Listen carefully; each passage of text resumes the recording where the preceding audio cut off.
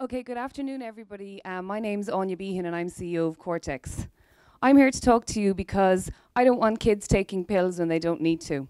My background is in neuroscience. I've got a PhD in neuropathology, and I've spent 10 years studying the effects of stressors and drugs on the developing brain. So I know the science that works and that doesn't work. The main reason I'm here is that there's a lot of science that isn't out there and that isn't commercialized. One of the main areas that this is in is ADHD. So ADHD is attention deficit hyperactivity disorder. 7% of kids worldwide suffer from it and find it a constant challenge to stay focused on a task.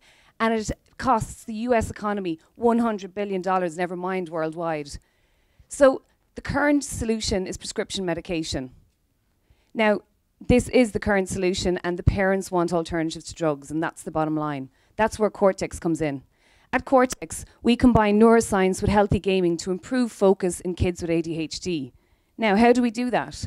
Neurofeedback, it's a technique that improves the brain by retraining the brain waves, and it's been scientifically proven to improve focus in kids with ADHD. So by retraining the brain, you can cause an improvement in focus and relaxation. We use the delivery mechanism of games for this.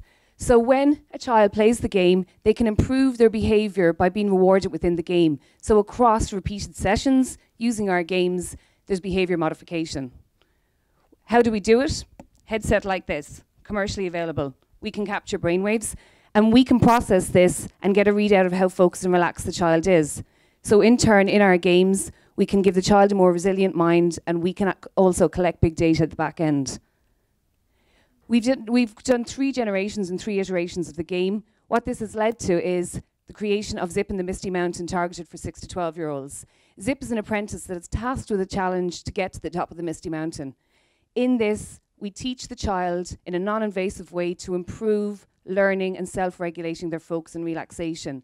So they have to fill their focus meter by sustained attention and focus, and they can also learn relaxation. Our team has a blend of neuroscience, game dev, data analysis, biz dev, and the works. So we've got a very, very unique combined blend of expertise here. Our market is digital health, 6 billion. It's supposed to exceed by 2020.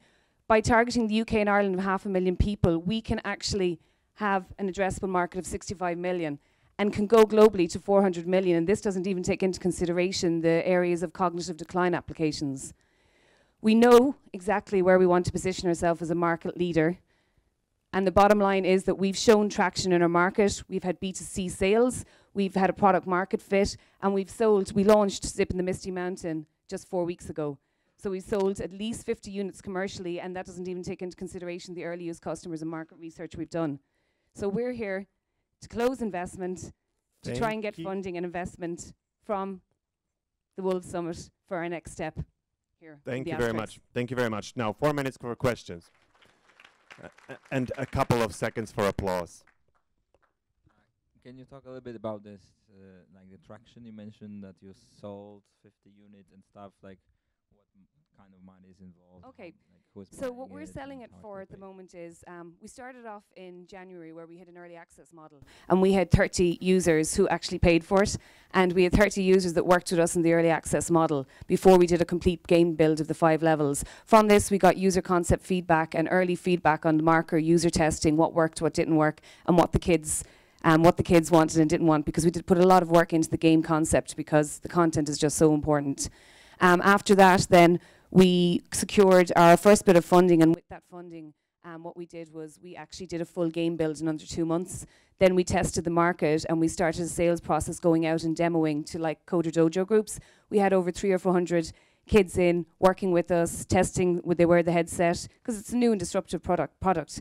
From that, then we went on and we actually launched the game at the end of September. And at the end of September, since the end of September, we have sold about 45 units so far, and more came in this morning. So we're actively selling it online for 150 euro plus postage and package. Selling a unit means access to the game plus this? Yes, so this headset, if you were to buy it separately or commercially, would be, you can get a distributor. We have a reseller agreement organized with them. So this headset, you probably pay for 120, but with us for 150, you get the game that has the elements of neurofeedback and focus built within it, so Zip in the Misty Mountain.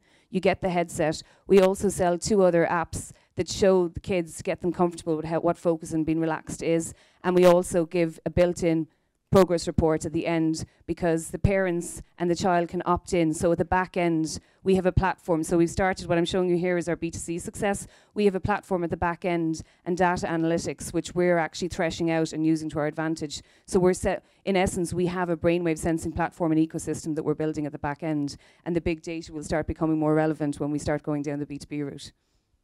Cool, thanks. Thanks. How does it work with the games? Because there's one game now, and how do you see that evolving over time? Because I guess that the kids at some stage need... Yeah, absolutely. So if you think that this is going to be sitting in a home, you don't want it to be made redundant, and we want to have customer retention. So we're going to have a suite of games. We're in the middle of doing the game concept and design for the next game. And the current game that we're building is targeting for 6 to 12-year-olds. So we need to take into consideration that for our 11-year-olds, are we going to have a next game for them? And are we going to have something that challenges them? Because at the moment, they'll probably use the game and they might get, at the moment, we're getting like maybe 1 to 2 months retention. That's the feedback that we're getting from it, because we've all our customers working closely with us, filling in questionnaires, giving us feedback about how long they're spending on it.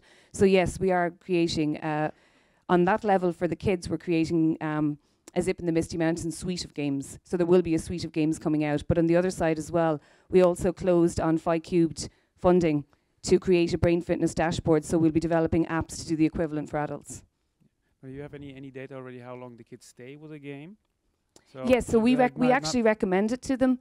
So Neurofeedback in the clinic, you can have anything in sessions up to an hour, but we don't want to create screen junkies from the kids. So we're actually suggesting, we're building on the research that's out there, and we're saying play it 3 times a week, 15, 20 minutes ago, and they can get anything from 6 to 10 weeks out of the game with that, depending on the age group. And that is enough to get then also the effect out of it? That yeah, it will depend ultimately on the individual and if they have a diagnosis, because while our primary market is ADHD, it's not limited to, and neurofeedback isn't mutually exclusive to ADHD, it's just the area in which the research came from.